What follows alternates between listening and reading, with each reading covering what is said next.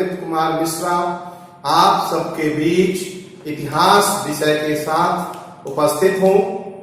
Saraswati group of colleges के इस digital platform पर आप सभी का स्वागत है। आप सबके बीच बीए प्रथम वर्ष मध्यकालीन इतिहास को लेकर के मैं उपस्थित हूं। इसका जो चैप्टर है खिलजी वंश और जो टॉपिक है अलाउद्दीन खिलजी की दक्षिणी नीति, इसके बारे में इस वीडियो के माध्यम से हम सभी आज अध्ययन करेंगे। आइए हम सभी चर्चा करते हैं इस टॉपिक को पढ़ने से हमें किन किन उद्देश्यों की प्राप्ति होगी, उस पर हम सभी चर्चा करें। पहला जो उद्देश्य है कि अलाउद्दीन खिलजी की दक्षिणी नीति के बारे में अध्ययन करेंगे। दूसरा जो पॉइंट है अलाउद्दीन खिलजी के दक्षिण के राज्यों पर जो उसने आक्रमण किए, उस आक्रमण का क्या परिणाम हुआ, उसके बारे में हम सभी आज अध्ययन करेंगे।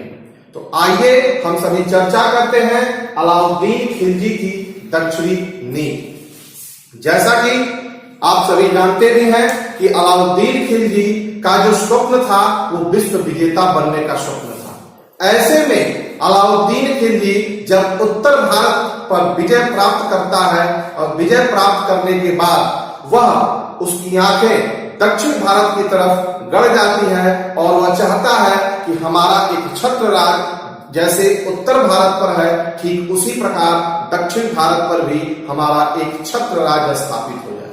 जैसा कि मैंने अभी बताया कि वह अपने आप को और अभिप्रेरित भी था किससे? सिकंदर से। सिकंदर का नाम आप लोगों ने सुना होगा कि सिकंदर एक विश्व विजेता था। इस नाते अलाउद्दीन खिलजी अपने आप को सिकंदर ए सानी की उपाधि से भी विभूषित किया था।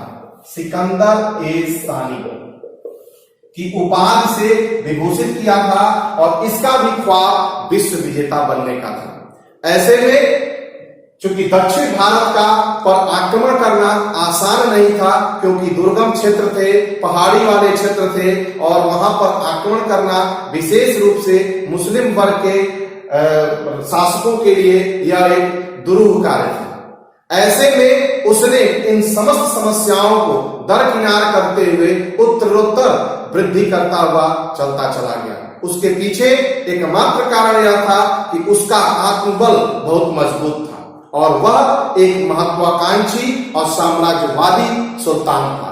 इस नाते उसकी जो भी समस्याएं थी दक्षिण भारत पर आक्रमण करने की, उसके हौसले और उसकी योजना के आगे नतमस्तक हुई और उसने अपने अभियान को दक्षिण की तरफ मोड़ लिया। आइए हम सभी चर्चा करते हैं कि वह दक्षिण के कौन कौन से राज्य थे जिस पर उसने आक्रमण किया।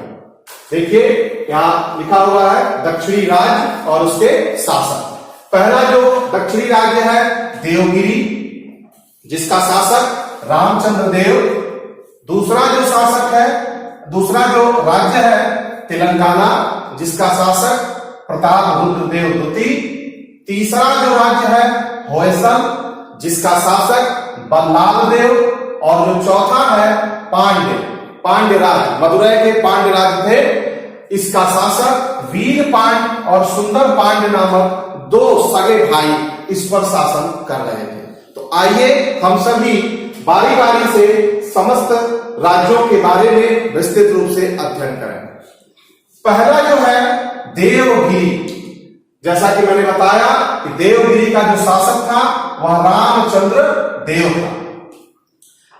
और दक्षिण भारत का जो अभियान था यह अलाउद्दीन खिलजी के सेनापति, जिसका नाम था मलिक काफूर, जो कि बहुत ही योग्य सेनापति था। और मलिक काफूर और अल्प खां के नेतृत्व में मलिक काफूर और अल्प खां के नेतृत्व में दक्षिण का अभियान प्रारंभ किया। दक्षिण के अभियान में मलिक काफूर ने बहुत ही सूझबूझ के साथ अपना परिचय दिया और इसके साथ ही साथ जब वो देवगिरी पहुंचा और वहां के शासक रामचंद्र देव से पहले वह मुलाकात की और मुलाकात के दौरान उसने उसके साथ मित्रता स्थापित की और जैसे ही उसने मित्रता स्थापित की और उसके तुरंत बाद उसने रामचंद्र देव को 1,00,000 टन का उपहार स्वरूप तथा गुजरात का नवसारी किला गिफ्ट यानी कि उपहार स्वरूप उसने रामचंद्र देव को दे दिया। बदले में रामचंद्र देव ने कहा कि मैं अलाउद्दीन खिलजी को जब तक जीवित रहूंगा मैं कर देता रहूंगा। उसके साथ साथ मित्रता की भी संधि की और उसने मलिक काफूर से उसने कहा कि मैं और हमारे साम्राज्य की समस्त सेनाएं आपके दक्षिणी अभियान में कंधे से कंधा मिला करके सहायता करेंगे। तो इस पर मलिक काफूर प्रसन्न हुआ और उसकी संधि को स्वीकार कर लिया। ऐसे में मलिक काफूर बिना युद्ध किए देवगिरी पर अपना आधिपत्य स्थापित कर लिया और रामचंद्र देव ने अपनी अधीनता स्वीकार कर ली। नेक्स्ट राज्य है वारंगल। वारंगल पर प्रतापरुद्र देव शासन संभाले हुआ था। ऐसे में प्रतापरुद्र देव के राज्य पर जब मलिक काफूर ने आक्रमण किया तो उसे सैन्य सहायता रामचंद्र देव जो कि देवगिरी का शासक था उसने सैन्य सहायता दी। ऐसे में रुद्रदेव पराजित हुआ और पराजित होने के बाद उसने क्या मतलब रुद्रदेव दूती ने स्वयं अपनी सोने की मूर्ति अधीनता स्वरूप बनवाई और बनवाने के बाद उस मूर्ति को दिल्ली में कौन था, ध्यान देने की जरूरत है, अलाउद्दीन खिलजी के पास सोने की मूर्ति अधीनता स्वरूप में बनवा करके उसे गिफ्ट में भेज दिया और तो अब वार्षिक कर भी देना स्वीकार किया। और सबसे अच्छी बात क्या थी कि इस अभियान का मतलब वारंगल अभियान में मलिक काफूर को कोहिनूर हीरा प्राप्त हुआ जो कि सबसे बेहतरीन और अमूल्य रत्नों में से एक है। वो कहां से प्राप्त हुआ, वारंगल। और वहां का शासक कौन था, प्रतापरुद्र देव। इस पर ध्यान देने की जरूरत है क्योंकि आप लोगों की परीक्षाओं में ये प्रश्न पूछे जाते हैं। यहां तक कि पीसीएस की परीक्षाओं में भी यह प्रश्न अक्सर पूछे जाते हैं। तो नेक्स्ट है हमारा राज्य होयसल। होयसल में बल्लाल देव नामक शासन संभाला हुआ था। ऐसे में बल्लाल देव से मलिक काफूर ने मित्रता स्थापित कर ली और मित्रता स्थापित करने के साथ ही साथ बल्लाल देव ने भी अधीनता स्वीकार कर ली और अधीनता स्वीकार करने के साथ ही साथ उसने भी सहयोग दे दक्षिणी अभियान में सहयोग देने की पूरी अपनी मंशा जाहिर की। इसके साथ ही साथ बल्लाल देव ने मदुरा यानी कि तमिलनाडु तक जाने के रास्ते के बारे में भी विस्तार पूर्वक वर्णन किया और उसने पूरा सहयोग किया कि मलिक काफूर तमिलनाडु यानी कि मथुरा तक कैसे पहुंचेंगे और अधीनता भी दिल्ली सल्तनत की अधीनता को उसने स्वीकार किया। तो तीनों जो राज्य हैं देवगिरी, वारंगल और होयसल, ये तीनों राज्य दिल्ली सल्तनत की अधीनता को स्वीकार किए।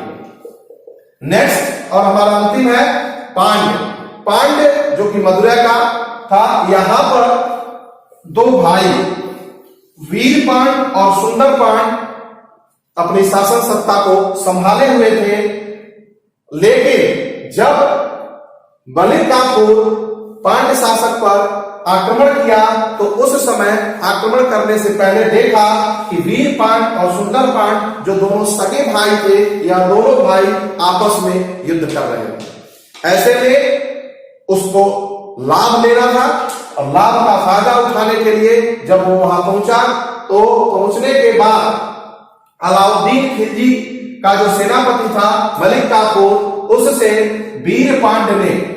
सुंदरपांड ने अपने भाई वीरपांड के विरुद्ध सहायता मांगी और स्वर्णिम अवसर मिला मलिक काफूर को। और जब वो आक्रमण किया तो पता चला वीरपांड वहां से भाग निकलने के बाद मलिक काफूर ने उस क्षेत्र को पूरा लूटा और लूट करने के बाद तमाम प्रकार की अतुल संपत्ति को ले लिया और लेने के बाद उत्तरोत्तर आगे की तरफ बढ़ा।